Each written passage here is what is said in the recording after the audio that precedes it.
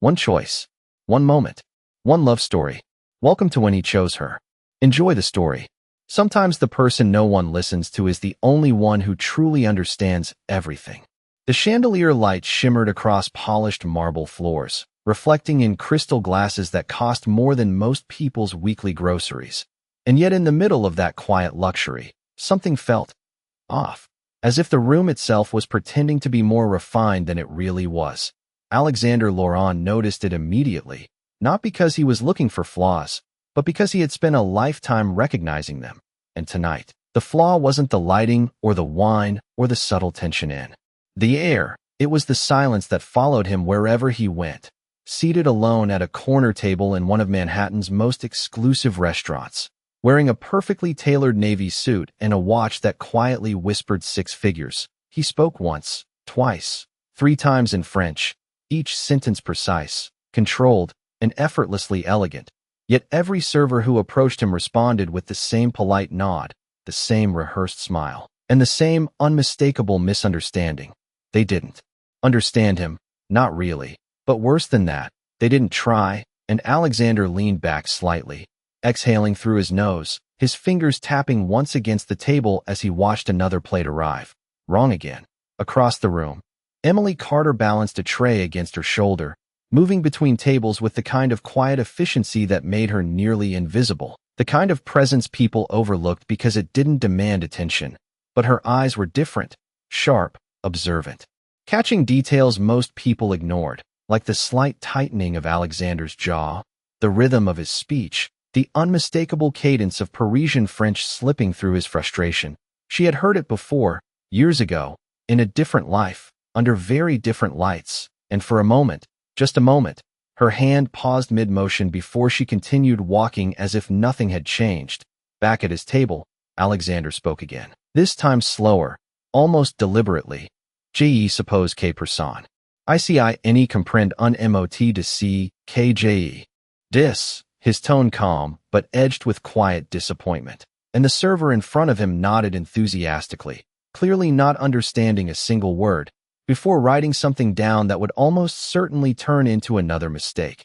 Alexander let out a soft, humorless laugh, the kind that didn't reach his eyes, and leaned back, glancing around the room filled with conversations he could hear but not join. People who glanced at him but never truly saw him. And for the first time that evening, he felt something unfamiliar.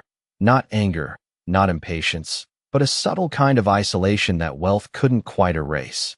Emily approached the table then, her posture straight, her expression neutral, setting down yet another incorrect dish with careful precision. And as she did, she caught the faintest shift in his gaze, the kind that measured people in seconds and dismissed them just as quickly. And for a brief moment, neither of them spoke. Then Alexander gestured lightly toward the plate and said something in French again, quicker this time, sharper, expecting the same empty response. But Emily didn't move, didn't nod, didn't pretend. Instead, she adjusted the plate slightly, her fingers steady, and in a voice just above a whisper, smooth and unmistakably fluent, she said, "You've been ordering the same dish 3 times, sir. But each time, you've been pronouncing the regional name incorrectly." And for the first time that night, Alexander Laurent froze. Not visibly, not dramatically, but in the smallest way that mattered. His hand paused mid-motion, his eyes sharpened, and the quiet rhythm of the room seemed to shift ever so slightly around them. Emily straightened, her expression unchanged, as if she had said nothing extraordinary at all, and the silence between them stretched, not awkward, not heavy, but charged with something new, something unexpected, something that neither of them had planned for. And in that moment, surrounded by crystal and marble and carefully curated elegance, the only thing that truly mattered was the fact that someone had finally answered him in a language he thought no one here could speak. Alexander did not respond immediately, not because he did not understand her, but because he had not expected to. His eyes remained fixed on her for a fraction longer than necessary, studying the calm steadiness in her posture, the absence of hesitation in her voice, and something else he could not quite name, something that did not belong to a place like this, and certainly not to someone wearing a simple black apron. "Is that so?" he finally said in French, his tone softer now, less performative, more precise, as if he were adjusting to a new reality. And Emily met his gaze without flinching, her expression neutral but her eyes alert. "Yes, sir," she replied in the same language, her accent clean, unmistakably Parisian, not learned from textbooks but lived, and for a brief moment, the noise of the restaurant seemed to fade into the background, as if the space itself recognized the shift taking place at that table. Alexander leaned forward slightly, resting his forearm against the edge of the table, his voice lowering just enough to keep the conversation contained between them. "Then tell me," he said, "what exactly have I been ordering?" And there was a faint trace of amusement in his tone now, not arrogance, but curiosity, something far more rare. Emily adjusted the plate again, this time removing it entirely with a quiet efficiency. "You have been asking for a regional variation of a dish that is not on this menu," she said, switching seamlessly between explanation and action. "And each time, the kitchen has been interpreting it as something entirely different." She paused, just briefly, before adding, "I can correct it, if you would like." And Alexander exhaled, a slow breath that carried more relief than he would have admitted. "Please do," he replied. And as she turned to leave, he added, almost instinctively, "And this time, I would prefer not to be surprised." To which Emily allowed the faintest hint of a smile, not quite visible, but present in the slight softening of her eyes. "Then I will make sure it is exactly what you expect," she said before walking away. He watched her go, not openly, not in a way that would draw attention, but enough to notice the way she moved through the room without demanding it, the way she navigated between tables as if she understood not just where people were, but who they were, and more importantly, who they thought they were. And that thought lingered longer than it should have. Across the kitchen line, Emily spoke quietly with the chef, her French precise, efficient, explaining the request in a way that left no room for interpretation, and for a moment, the chef simply stared at her before nodding, impressed despite himself. And as she waited for the corrected dish, she allowed herself a single breath, steady and controlled, because moments like this were not accidents. They were choices, and she had just made one. Back at the table, Alexander reached for his glass, swirling the water slowly, his mind replaying the exchange, not the words, but the way she had said them, the confidence without arrogance, the correction without humiliation, and it unsettled him in a way he could not quite explain, because he was used to being the one who set the tone, who controlled the pace, who dictated the terms of every interaction. And yet, in less than a minute, that balance had shifted, not dramatically, not visibly, but undeniably. When Emily returned, she placed the new dish in front of him with the same quiet precision. "This is what you intended to order," she said simply, and he looked down at it, recognizing it instantly, not just the presentation, but the care, the detail, the accuracy. And when he took the first bite, he paused. Again, not out of surprise this time, but out of recognition, because it was correct, completely, exactly. And he set his fork down slowly before looking back up at her. "Finally," he said, and there was something different in his voice now, something closer to respect than irritation. Emily inclined her head slightly, not as a gesture of submission, but acknowledgement, and as she turned to leave once more, Alexander spoke again, this time in English, testing the shift. "Emily," he said, having read her name from the small tag on her uniform, and she stopped, turning back with the same composed expression. "Yes, sir," she replied, and he hesitated, just briefly, before asking, "Where did you learn to speak like that?" And for the first time, there was a flicker of something in her eyes, not fear, not discomfort, but a boundary, carefully maintained, "Somewhere that is no longer relevant," she said, her tone polite but final. And with that, she walked away, leaving Alexander Laurent sitting in a room full of people who suddenly felt a little less interesting than the one person who had chosen not to explain herself. Alexander did not return to his phone after that, which in itself was unusual enough to feel like a disruption to his routine, because normally, within seconds of any silence, he would retreat into the familiar glow of numbers, messages, and decisions that kept his world predictable, controlled, and efficient. But tonight, the screen remained face down on the table, untouched, as his attention drifted instead toward the subtle rhythm of the room, and, more specifically, toward the one person who had disrupted it. Emily moved through her section with the same quiet precision, taking orders, refilling glasses, responding to questions with polite efficiency. And yet now that he had seen it, he could not unsee it. The way her eyes tracked conversations she was not part of, the way she adjusted her tone depending on the person in front of her, the way she seemed to listen even when no one was speaking to her directly. And it was not performance, it was awareness, something far more intentional. He finished his meal slowly, not because he needed the time, but because he was thinking, analyzing, placing her into frameworks that had worked for him his entire life, trying to understand where she fit, and failing to find a category that made sense, which irritated him more than it should have. When she returned with the check, she placed it on the table with the same composed motion. "Whenever you are ready," she said, her voice steady, neutral, and he looked up at her again. This time not as a customer evaluating service, but as someone encountering a question that did not yet have an answer. "You are wasted here," he said in English, the words direct, unfiltered, and Emily did not react immediately, did not smile, did not deflect. She simply met his gaze and replied, "That depends on what you think this place is." And there was no challenge in her tone, no defensiveness, just a statement that carried its own quiet weight. Alexander leaned back slightly, considering that, his fingers tapping once against the edge of the check folder before he opened it, glancing at the total without really seeing it. "A place where people pretend to understand things they do not," he said. And for the briefest moment, something in her expression shifted, not visibly enough for most people to notice, but enough for him. "And what do you think I understand?" she asked, and this time, there was a trace of curiosity, carefully measured, and Alexander paused, not because he did not have an answer, but because he realized that any answer he gave would reveal more about him than her, which was not a position he was accustomed to being in.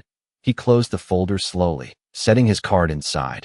"More than you choose to show," he said finally, and the silence that followed was not uncomfortable, but deliberate, like a line drawn and acknowledged without needing to be explained. Emily nodded once, a small, almost imperceptible movement, and took the folder back without another word, leaving him alone again, but not in the same way as before. Minutes later, he stood, adjusting his jacket with practiced ease, his movements precise, controlled, as if resetting himself to the version of Alexander Laurent that the world expected, and yet something remained unsettled beneath the surface, something that did not align neatly with the structure he had built around his life.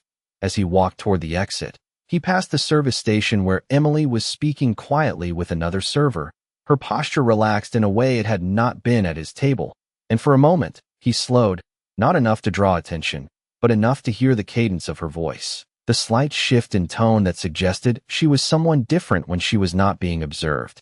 And that thought lingered longer than he expected. Outside, the night air was cool, carrying the distant hum of traffic and the soft glow of city lights reflecting off glass and steel, and Alexander paused.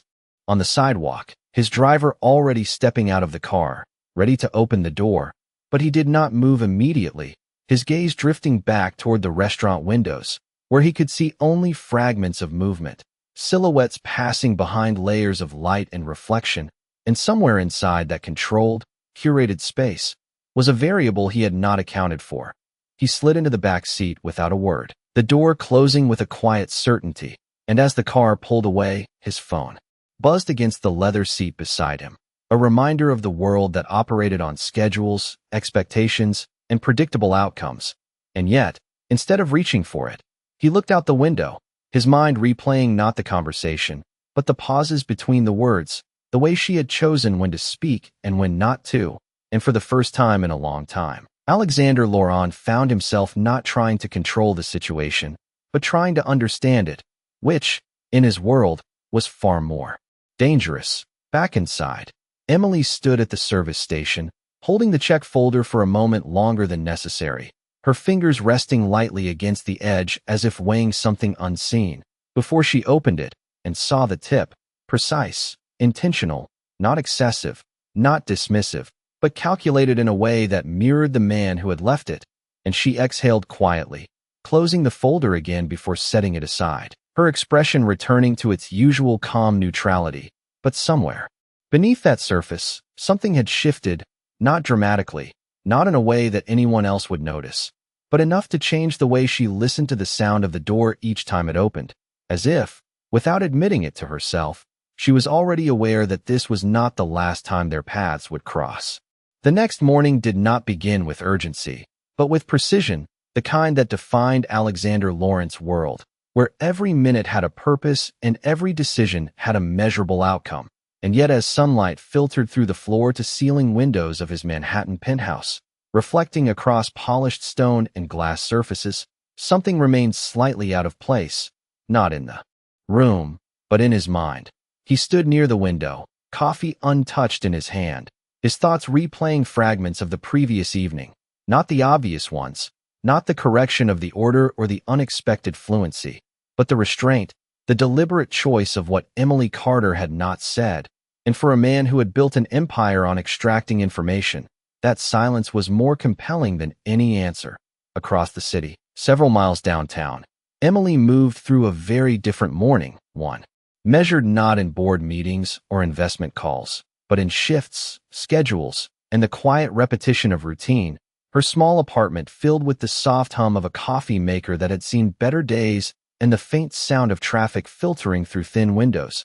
And she sat at the narrow kitchen table, a worn paperback open in front of her, its pages filled with dense French text, her eyes scanning the lines with ease, not as practice, but as familiarity, as if the language was not something she had learned, but something she had carried with her. She turned a page slowly, her expression calm, until her phone vibrated once against the table, a simple notification, nothing urgent. And yet she glanced at it anyway before setting it face down again, choosing silence over distraction, a choice that had become second nature. Back uptown, Alexander finally set his untouched coffee aside and reached for his phone, his movements precise, controlled, as he opened a secure messaging thread and typed a single line. Efficient, direct, Emily Carter, Waitress, Midtown location, full background. He paused only briefly before sending it. Not because he doubted the decision, but because he recognized it for what it was, an attempt to reduce something unpredictable into something measurable, something he could understand. The response came within minutes, as expected, a confirmation, nothing more. And he set the phone down again, his gaze drifting back to the city. Below, where thousands of lives moved in patterns he could not fully see. And for the first time in a long time, he was aware of a variable he could not immediately control. Hours passed, meetings came and went. Conversations filled with numbers, projections, and strategies that would have once held his full attention. But today, there was a slight delay in his responses, a fraction of a second where his focus drifted elsewhere before returning, and no one in the room noticed, because no one expected him to be anything other than precise. Meanwhile, Emily stepped back into the restaurant that evening with the same quiet presence, tying her apron with practiced ease, her posture straight, her expression neutral. And as she moved through the space, greeting familiar faces, responding to routine questions, nothing about her suggested that anything had changed. And yet when the door opened, her eyes lifted just a fraction sooner than they had before, a small shift, almost imperceptible, but real. Alexander did not arrive that night, not at the usual time, not at all. And Emily noted it without acknowledging that she had, continuing her shift with the same steady rhythm, the same controlled awareness, and yet the absence lingered in a way she did not examine too closely. Late into the evening, after the last table had been cleared and the final glass polished, she stepped outside into the cool air, her breath visible for a moment before fading, and she reached into her bag, pulling out the same paperback, opening it to where she had left off that morning, the familiar words grounding her in a way nothing else quite did. Several blocks away, in a quiet café tucked between taller buildings, Alexander sat alone at a small table, far removed from the polished environment of the restaurant. His suit still impeccable, but his surroundings intentionally different, simpler, as if he were testing something. And in front of him lay a thin folder, recently delivered, its contents concise, factual, and incomplete. He opened it slowly, scanning the lines with the same efficiency he applied to everything else. Name, age, employment history, basic education, nothing remarkable. Nothing that explained what he had seen, and his expression did not change, but his fingers remained on the page a moment longer than necessary. As if waiting for something else to appear, he closed the folder. Without finishing his coffee, setting it aside with a quiet certainty, and for the first time since the previous evening, he allowed himself a small, almost imperceptible smile, not because he had found answers, but because he had not. And as he stood to leave, stepping back into the rhythm of the city, one thought remained clear, not a plan, not yet, but an intention, precise and deliberate. He would not look for her where she was expected to be. He would find her where she chose to be when no one was watching. The café was smaller than most places Alexander Laurent would ever choose to sit in, its wooden chairs slightly uneven, its menu handwritten in chalk, and yet that was precisely why he had come back, not for the coffee, which was average at best, but for the possibility of something unscripted, something that did not respond to money, status, or expectation. He sat near the window, his posture relaxed in a way that would have surprised anyone who knew him in a boardroom, his attention shifting between the street outside and the quiet rhythm inside, where conversations rose and fell without agenda, and time moved without urgency. Across the room, a barista adjusted the grinder, the low hum filling the space for a moment before fading, and Alexander glanced at his watch out of habit before forcing himself to look away, as if reminding himself that not everything needed to be measured. Minutes passed, then more, and just as he began to consider leaving, the door opened with a soft chime, and Emily stepped inside, not in her uniform, not carrying a tray, but dressed simply, a light jacket over a neutral blouse, her hair pulled back loosely, and for a moment, she did not see him, her attention focused on the book in her hand as she moved toward the counter, her presence blending into the space in a way that felt natural, unforced.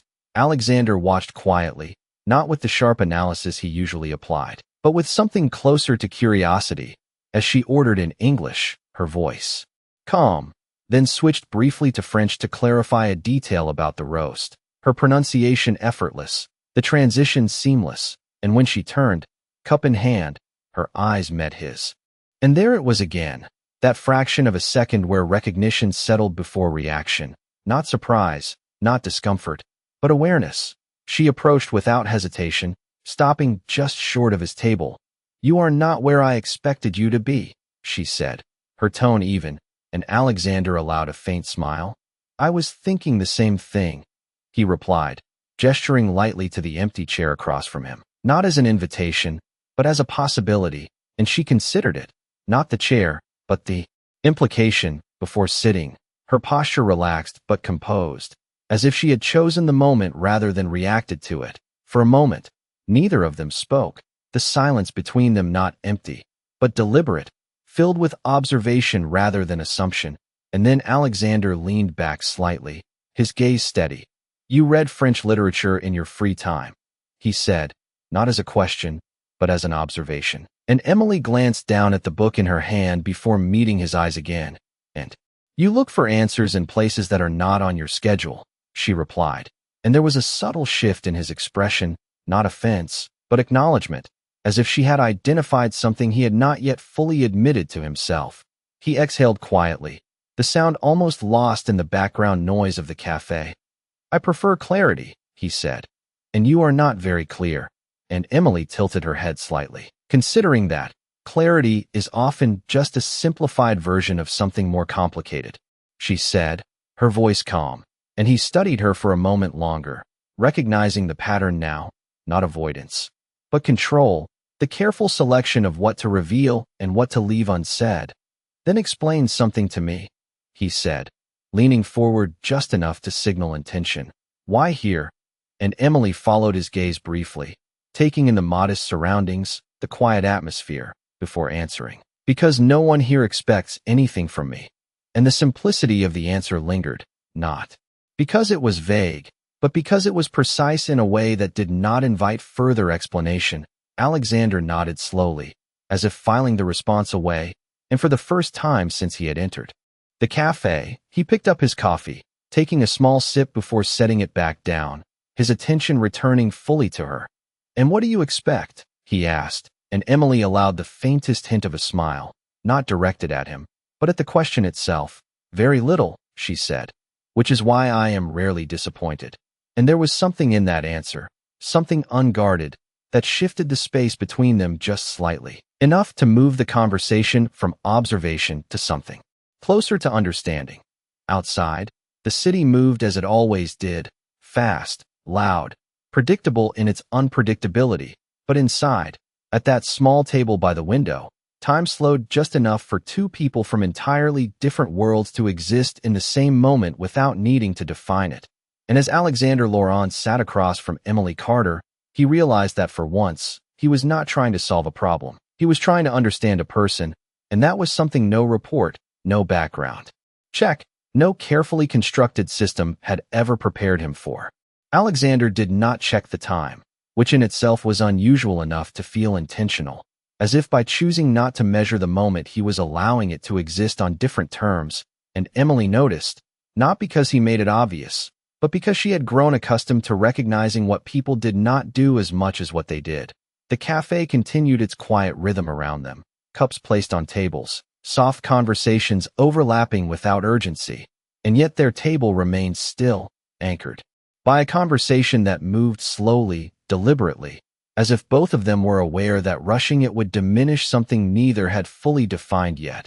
"You are not what your file says," Emily said after a moment, her voice calm, almost reflective, and Alexander's gaze shifted slightly, not in surprise, but in acknowledgement, because he understood immediately what she meant, not the literal file, but the version of him that existed in headlines, reports, and carefully curated narratives. "And what does it say?" he asked, his tone even, not defensive, and Emily considered the question briefly, her fingers resting lightly against the edge of her cup.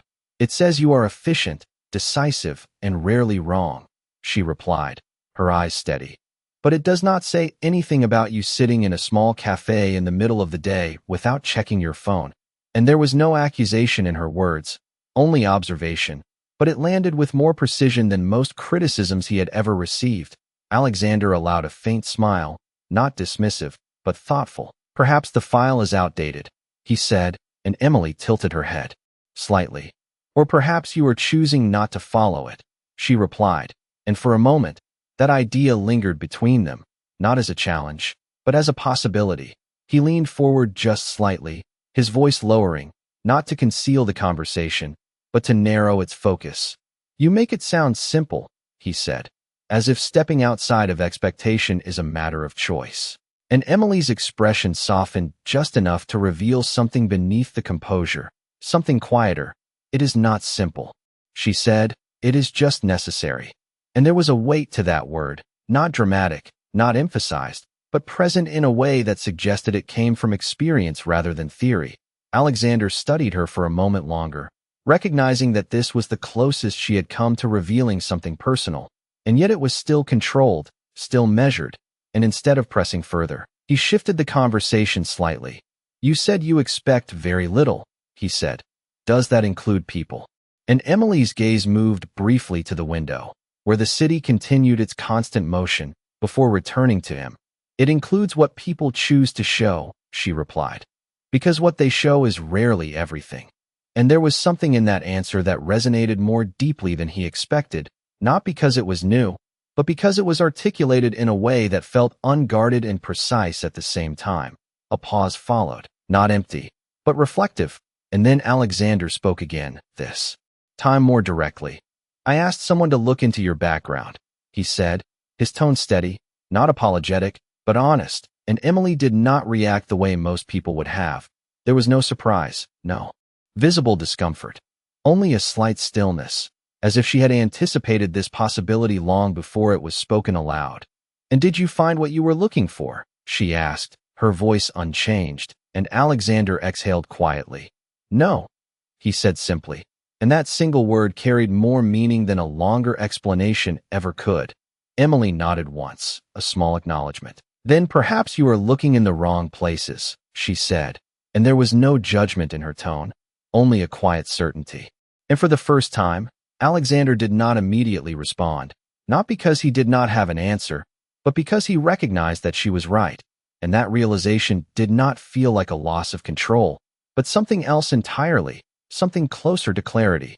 Outside, the light had shifted, the afternoon slowly giving way to evening, and the café began to fill slightly. The quiet hum of activity increasing just enough to remind them that time was moving, even if they had chosen not to measure it. Emily glanced at the clock behind the counter, not out of urgency, but awareness, and then back at him. "I should go," she said, her voice calm, and Alexander nodded, not in agreement, but in understanding, because he had learned enough to know that she would leave on her own terms, not because of anything he said or did. As she stood, gathering her book and adjusting her jacket, he remained seated, watching not her movements, but the space she occupied, the way it seemed to shift, subtly as she prepared to leave. And just before she turned, he spoke once more. "Emily," he said, and she paused, looking back at him. "Yes," she replied, and he held her gaze for a moment, longer than necessary, before saying, "Next time, I will not bring a file." And for the first time since they had met, her smile was not hidden, not subtle, but real, small, but unmistakable. "Then next time," she said, "we might actually have a conversation." And with that, she turned and walked toward the door, leaving behind a space that felt quieter than before, not because of the absence of sound, but because something had shifted, something that neither of them had planned, but both had recognized. And as the door closed softly behind her, Alexander Laurent remained where he was, not reaching for his phone, not checking the time, but sitting in the unfamiliar certainty that for once, he was not trying to control what came next. The city did not slow down for anyone, and yet for the first time in years, Alexander Laurent found himself walking without a destination that had been scheduled in advance, his pace unhurried, his attention shifting from the glowing reflections of skyscrapers to the quieter details he had long ignored, the way lights spilled from small storefronts, the rhythm of footsteps that did not follow a plan, and the subtle realization that not everything valuable announced itself loudly. The next evening, he did not return to the restaurant, not because he had lost interest, but because he understood now that Emily Carter did not exist within predictable patterns, and if he wanted to find her again, he would have to step outside his own. Several blocks from the café, near a narrow bookstore tucked between a pharmacy and a laundromat, a soft bell chimed as the door opened, and Emily stepped inside, her presence as quiet as ever, moving past shelves lined with worn spines and handwritten notes recommending titles that most people overlooked, and she walked with purpose, not searching, but returning, as if this place held something familiar, something steady. She paused near a shelf in the back, her fingers brushing lightly across the edge of a book before pulling it free, opening it with the ease of someone who had read it before, and for a moment, the outside world disappeared, replaced by the quiet certainty of words that did not demand anything from her. "You always choose the ones that do not try to impress," a voice said from a few feet away, calm, measured, and unmistakably familiar. And Emily did not startle, did not turn immediately, because she had already recognized the presence before the words. And when she finally looked up, Alexander stood there, not in the sharp precision of a boardroom suit, but in something simpler, still refined, but less deliberate, as if he had allowed a layer of expectation to fall away.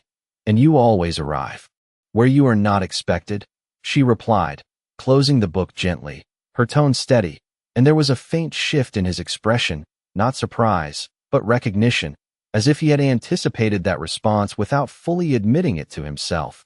He stepped closer, not intruding, but closing the distance just enough to exist within her space without disrupting it.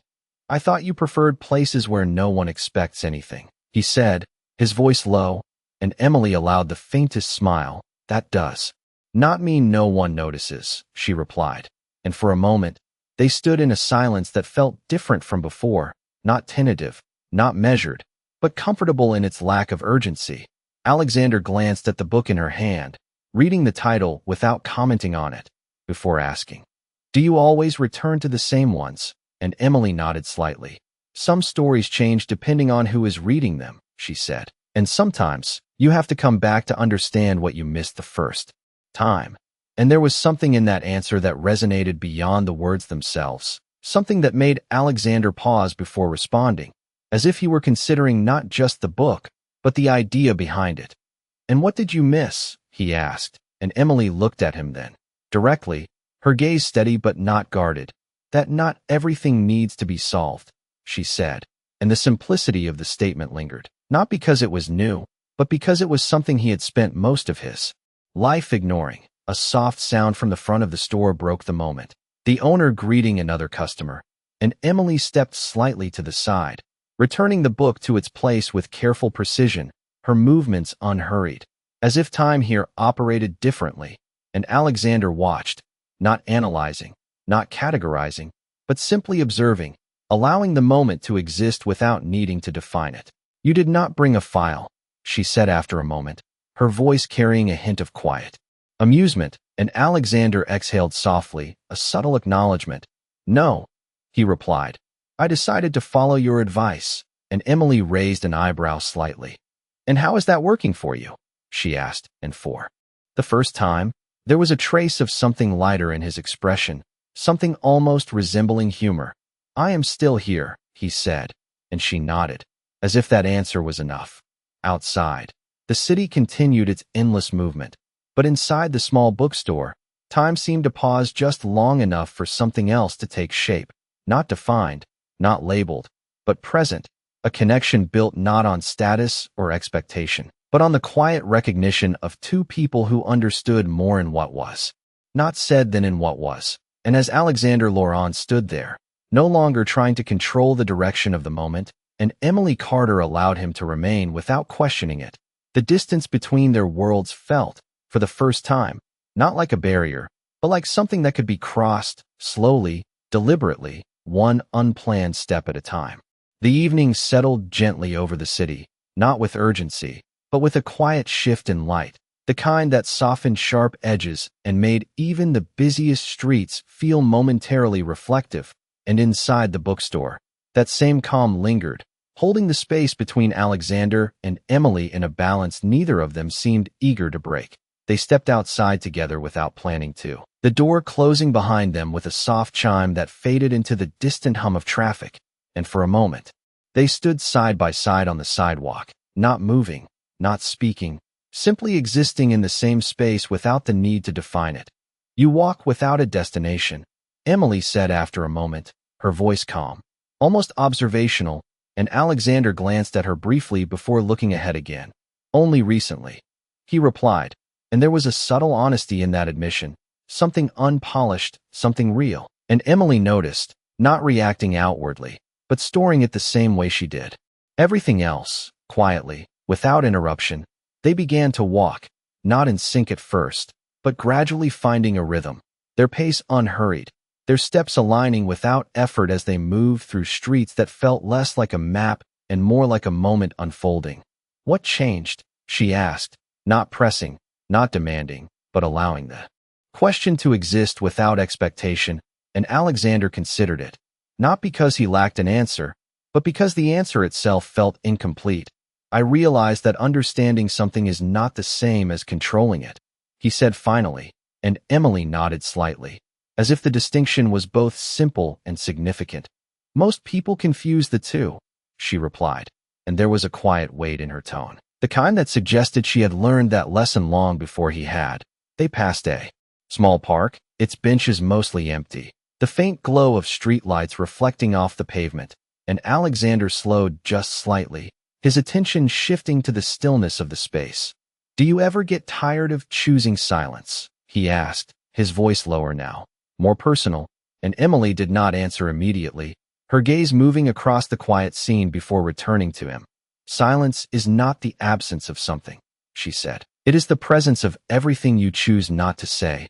And for a moment, the words lingered between them, not needing explanation, not asking for agreement, simply existing as they were. He studied her then, not with the sharp analysis he once relied on, but with something more patient, more open. "And what are you not saying?" he asked, and this time, there was a shift, subtle but undeniable, as Emily held his gaze a fraction longer than before, her composure steady, but her eyes carrying something deeper, something that did not fit neatly into the controlled boundaries she had maintained until now.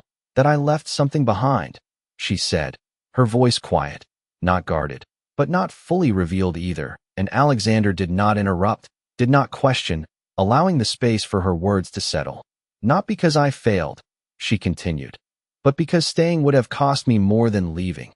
And there it was, not a full story, not a complete explanation, but enough to change the shape of the conversation, enough to shift it from observation to something closer to trust. He nodded slowly, not in understanding, but in respect, because he recognized the choice it took to say even that much. You do not seem like someone who walks away easily, he said, and Emily allowed a faint smile, one that did not reach her eyes completely, but softened them just enough. I do not, she replied, which is why I make sure it is the right thing to walk away from. And the quiet certainty in her voice carried more weight than any detailed explanation could have. They reached the edge of the park and paused, not because there was a destination, but because the moment itself seemed to ask for stillness. And Alexander looked at her again, this time, without the distance he had kept before, without the need to analyze or categorize, just seeing her as she was, present, composed, and quietly complex. I would like to see you again, he said, the words simple, unembellished, but carrying a sincerity that was rare for him. And Emily did not respond immediately, her gaze steady, measuring not the words, but the intention behind them. You already are, she replied softly, and for a moment, he almost smiled at the precision of her answer.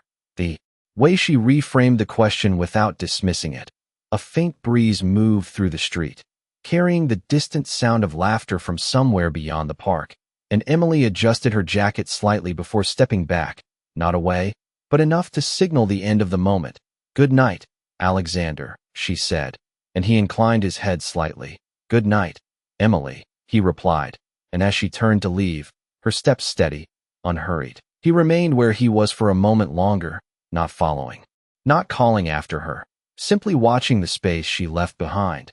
And for the first time, the absence did not feel like something to fill, but something to understand, something to respect. And as he finally turned and walked in the opposite direction, the city around him unchanged, he realized that what had begun as curiosity had quietly become something else, something that did not demand answers, but invited them, slowly, in its own time.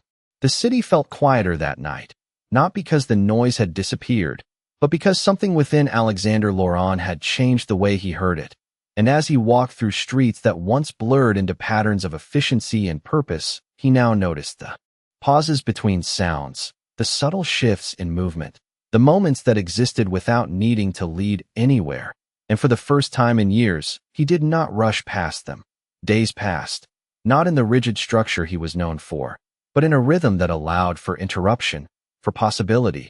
And though his world continued as expected, meetings, decisions, responsibilities that carried weight beyond the visible, there was now something else layered beneath it, something quieter, something that did not compete for attention but remained present all the same. He returned to the café, not every day, not predictably, but often enough that the barista began to recognize him without asking. And each time, he chose the same seat by the window, not because it offered control, but because it offered perspective. And sometimes she was there, already seated, her book open, her posture unchanged, and sometimes she was not. And on those days, he did not leave immediately. He stayed, understanding. Now that absence was not something to resist, but something to accept. When they met again, it was not announced, not planned, simply a continuation, as if the conversation had never truly ended, only paused. And over time, the distance between their words shortened, not in volume, but in meaning. What once required explanation now existed in understanding. What once remained unsaid now carried weight without needing to be spoken. One evening, as the sky shifted into deep shades of blue and the city lights began to take over, they found themselves walking again, not toward anything specific, but away from everything that demanded definition.